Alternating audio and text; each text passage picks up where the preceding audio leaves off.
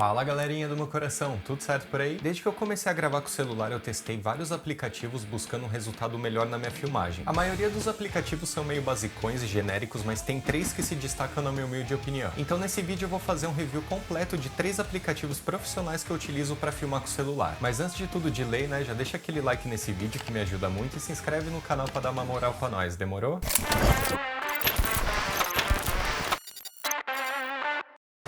Primeiramente eu queria deixar claro que esse vídeo ele não é patrocinado, poderia ser, né, mas não é. Esses são aplicativos que eu já testei e recomendo porque eles entregam um resultado muito bom. Para quem tá começando a produzir vídeo com o celular, o próprio aplicativo da câmera dá conta do recado. Agora, para elevar o nível da filmagem e conseguir um resultado mais consistente, a gente precisa dos controles manuais da câmera. Com as configurações manuais, você ajusta o shutter speed na velocidade correta de acordo com a sua taxa de frame para ter um blur mais cinematográfico como de filme, além do ISO e do balanço de branco. Alguns celulares Android já vêm com o controle manual da câmera para você ajustar o vídeo da melhor forma, e o iPhone 15 chegou bem atrasado e só agora tem essa opção disponível. Então bora começar. O primeiro aplicativo que a gente vai ver é o novo Blackmagic Cam. Ele foi desenvolvido pela mesma empresa que produz câmeras de cinema e que criou o DaVinci Resolve. A Blackmagic é reconhecida pela qualidade dos seus produtos e recentemente lançou esse aplicativo para filmagem totalmente gratuito. Essa daqui é a interface do Blackmagic Cam, dá pra ver que ela é muito parecida com o ProMovie, aliás, todos esses aplicativos de câmera para celular são muito parecidos. E a primeira similaridade que ele tem com o ProMovie é que quando você clica na tela você consegue travar a exposição e o foco. Aqui, por exemplo, eu vou travar o foco na minha mão, aí na hora que eu tirar minha mão dá pra ver que ele não volta o foco para a parte de trás. Ele só vai voltar quando eu clicar de novo na câmera. E começando pela parte de baixo, o primeiro ícone que eu tenho é um histograma para verificar a exposição da minha cena, e no meio tem um cronômetro que te mostra o quanto tempo de gravação você tem disponível baseado em quanto de armazenamento livre você tem no celular. Clicando no gráfico do lado você abre as opções do microfone. Aqui eu estou utilizando o microfone do iPhone e se eu tivesse um outro microfone Bluetooth conectado ele estaria mostrando para mim. Na parte de cima o primeiro botão serve para você trocar de lente. Aqui eu tenho a lente 26mm, 13mm e 77mm, além da câmera de selfie. Do lado tem o botão para trocar a taxa de frame do meu vídeo. Seguindo eu tenho o shutter speed, vocês podem notar que ele está em grau em vez de 1/48, 1/50 e 180 graus é o valor correto para ter um blur cinematográfico no teu vídeo, mas se você quiser 1/50, 1/48 eu vou te mostrar depois como alterar. No meio tem o relógio de gravação, assim que eu aperto o botão gravar ele começa a correr. Do lado tem o ISO para ajustar a exposição da minha cena, só lembrando de sempre usar o ISO mais baixo para granular menos o teu vídeo. Seguindo aqui eu tenho o balanço de branco, que eu posso ajustar ele de forma manual, ou eu posso escolher algum dos presets que eu tenho do lado. O próximo botão é o tint, que eu posso ajustar a colorização do meu vídeo numa escala que vai entre o verde e o magenta. Agora no nosso lado direito do aplicativo eu tenho o primeiro botão de overlay. Na minha primeira opção ele vai me mostrar o que está estourando em branco absoluto no meu vídeo. De baixo eu tenho o Focus Picking, que vai me mostrar o que está em foco na minha cena. Seguindo eu tenho os grids de marcação, aí você pode selecionar individualmente qual deles você quer ativo no Viewfinder. Depois eu tenho o Aspect Ratio, aqui está 1:1, mas você pode selecionar outros tamanhos. O próximo botão serve para ativar uma margem de segurança aqui no meu Viewfinder. Depois a gente tem o False Color, que serve para ver o que está estourando em branco ou o que está em preto absoluto na minha cena. E para finalizar eu tenho o botão de LUTs, aqui eu consigo ativar e desativar um LUT que eu já deixei pré-definido nas minhas configurações que eu vou mostrar daqui a pouco como ativar para vocês. Seguindo aqui no painel direito, a próxima opção que a gente tem é o botão de foco, que funciona mais ou menos como o ProMovie, eu posso ajustar de forma manual o ponto do foco ou de forma automática. Seguindo aqui eu tenho o botão para estar ajustando a exposição da minha filmagem, mas toma cuidado porque ele vai alterar a velocidade do shutter speed, pode ser que ele prejudique o blur cinematográfico do teu vídeo. O botão vermelho tradicional é para começar e para terminar sua gravação. A próxima opção de estabilização eu geralmente deixo no Standard, que funciona muito bem, porém se você quiser utilizar o Cinematic ou o Extreme não tem problema, só que ele vai dar uma travadinha na hora do preview. Seguindo eu tenho o Zoom, que eu não te recomendo utilizar para filmar porque ele é um zoom digital e vai acabar quebrando um pouco da qualidade do teu vídeo. E o último botão é a claquete, para a gente colocar algumas informações pertinentes na nossa cena. Você pode colocar numeração, tipo de câmera e mais alguns detalhes na hora da gravação. Depois que eu comecei a gravar uma cena, para conferir o resultado final, eu vou parar a gravação e vou clicar aqui no botão de mídia, e aqui dentro vai estar todos os vídeos que eu gravei. E para finalizar, bora falar das configurações. No codec eu uso H.264, mas se eu estiver filmando em 10 bits eu uso H.265. Resolução eu sempre uso 4K, mas você tem Full HD disponível em 720. No Color Space eu deixo sempre Rec.709, mas você tem outros perfis de cor para o seu vídeo também. E aqui para baixo eu tenho mais algumas outras opções que geralmente eu não troco. Seguindo aqui para a câmera eu posso ativar o vídeo na vertical. Se você quiser o Shutter Speed mostrando 1/48, 1/50 em vez de ângulo, vai ser nessa opção que você vai trocar. Mais para baixo eu tenho o anti-flicker, eu escolho os hertz da luz que eu estou evitando o flicker. E se você estiver utilizando lente anamórfica, vai ser nessa opção que você vai escolher o de squeeze da imagem. Mais para baixo eu tenho algumas opções que geralmente eu não altero. Seguindo para o áudio, eu tenho o Audio Source, onde eu vou selecionar qual microfone eu vou utilizar na minha filmagem. E essas outras opções mais para baixo eu também não costumo alterar. Aqui em monitor a gente tem como personalizar o assistente de foco, colocando ele em linha colorida ou em picking. E eu também posso alterar a cor desse assistente de foco. Aqui na saída HDMI você tem algumas opções para customizar o preview no seu monitor externo. E mais para baixo eu tenho algumas opções que eu posso ativar e desativar no meu viewfinder da câmera. Na parte de mídia, para quem tem conta na Blackmagic Cloud, você pode fazer o upload dos seus vídeos direto na nuvem. E por segurança, quando eu estou filmando, eu sempre coloco para fazer uma cópia no aplicativo e uma cópia no meu álbum.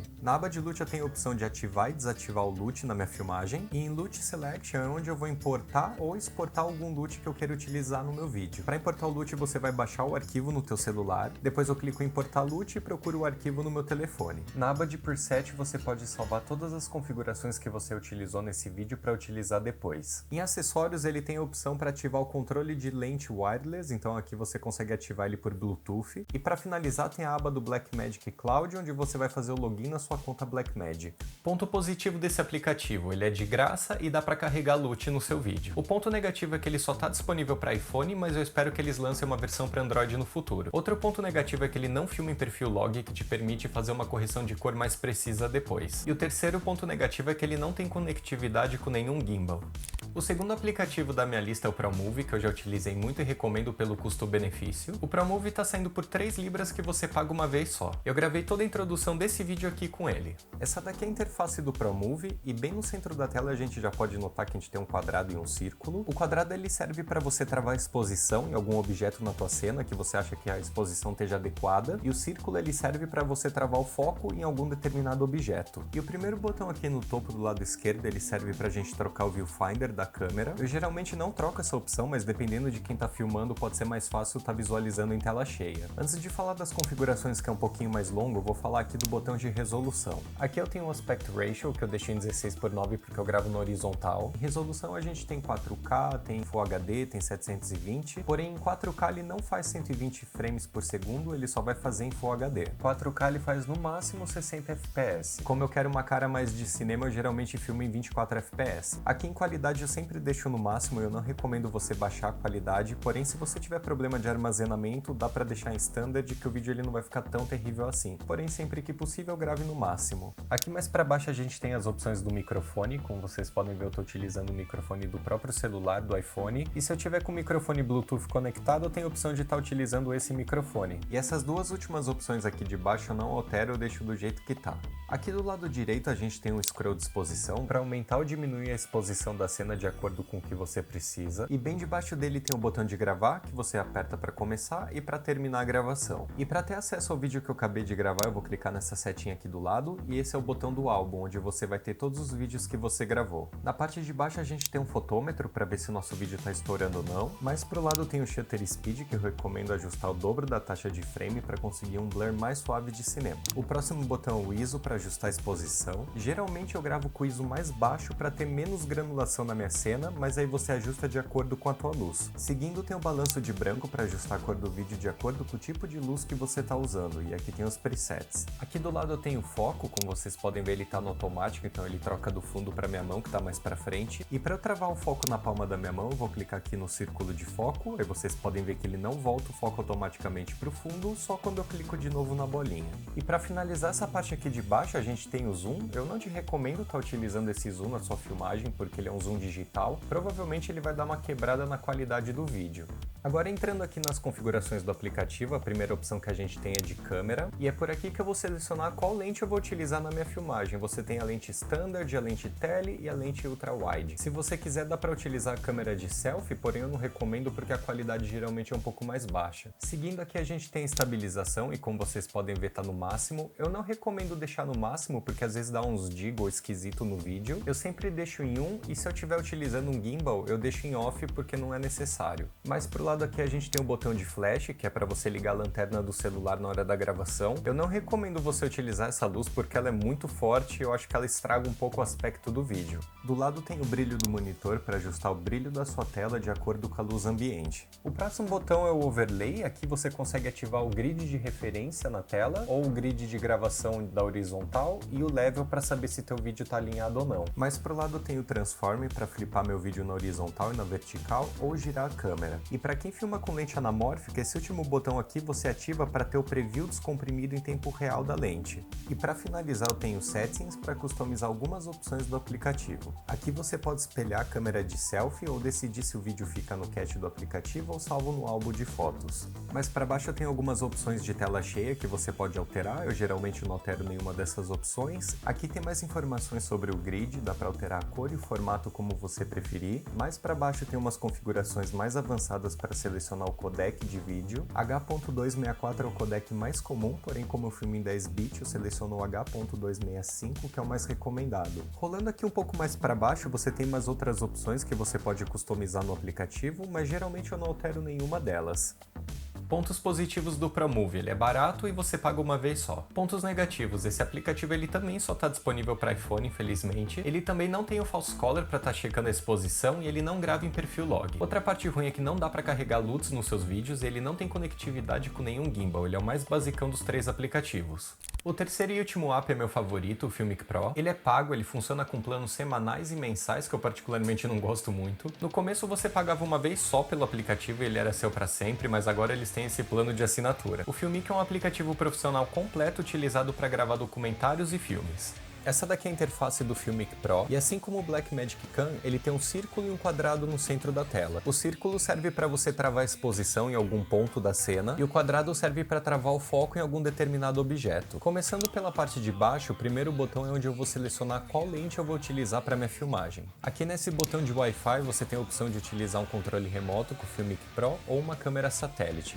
No meio eu tenho o contador do tempo de gravação, e eu também tenho um gráfico de exposição do vídeo. O próximo botão do lado ativo o modo manual, eu posso ajustar o ISO, o shutter speed e o foco manualmente pelo scroll aqui do lado. Do lado direito na parte de cima fica o botão do microfone. Se você tiver um microfone Bluetooth conectado, vai mostrar aqui para você selecionar. Mais para baixo fica o botão de gravar e depois que você gravou, nesse outro botão aqui fica o álbum para você conferir o vídeo. Como ele está salvo no aplicativo, para exportar para o meu álbum eu seleciono o arquivo e clico em exportar. Agora ele fica salvo no cache do Filmic Pro e no álbum de foto. Do lado esquerdo na parte de cima tem um botão que muda algumas coisas no aplicativo, como o formato do autofoco no centro da tela, e ele ativa o modo manual. No lado da tela eu posso ativar o false color para me auxiliar na exposição. Seguindo para a parte superior, o primeiro botão é o ISO, para travar a exposição do vídeo. Sempre que possível grava com o ISO mais baixo, porque ele granula menos o resultado final. Do lado tem o shutter speed, que eu sempre deixo em 180 graus, ou seja, o dobro da taxa de frame que eu estou utilizando. Depois eu tenho o balanço de branco para ajustar a cor do meu vídeo de acordo com o tipo de luz que eu estou utilizando, e aqui eu tenho alguns presets. Do lado eu tenho o botão de resolução, quando eu estou filmando eu uso 4K em 10 bits, e nessa resolução o Filmic grava em até 30 fps. Para filmar com 60 fps eu altero a resolução de 10 bits para ProRes 709.